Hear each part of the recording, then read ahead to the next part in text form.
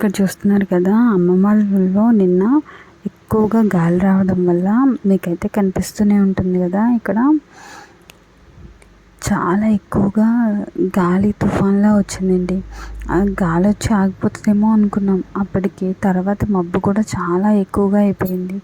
పల్లెటూరులో మీకు తెలిసిందే కదా, ఇంత పెద్దగా గాలి వర్షం ఇలా ఉంటే కనుక పవర్ కట్ అవుతుంది. అయితే నైట్ మా బండితో మాకైతే చాలా కష్టంగా ఉందండి. ఇక్కడ చూస్తున్నాడు కదా, నైట్ అంతా అసలు పడుకోలేదు. వాడికి కరెంట్ పోయింది. ఛార్జింగ్ లైట్ పెట్టడం వల్ల లైట్ వెలుగుతుంది కదా, ఫ్యాన్ వేయలేదని వాడు ఆ ఫ్యాన్ పట్టుకుని తెగ తిప్పుతున్నాడు. ఇక్కడ మీరే చూస్తున్నాడు కదా, వాడు ఆ ఫ్యాన్ కూర్చొని ఆన్ చేయమంటున్నాడు. వాడు ఫ్యాన్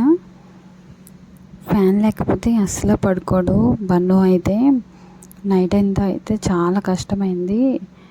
ఇక్కడ పల్లెటూరులో తెలిసిందే కదా, మనకి ఏసీ ఉండదు, అలా అని కూలర్ పెట్టుకుంటే స్పేస్ కూడా ఉండదు. చాలా నైట్ అంతా అయితే అస్సలు నిద్రపోలేదు.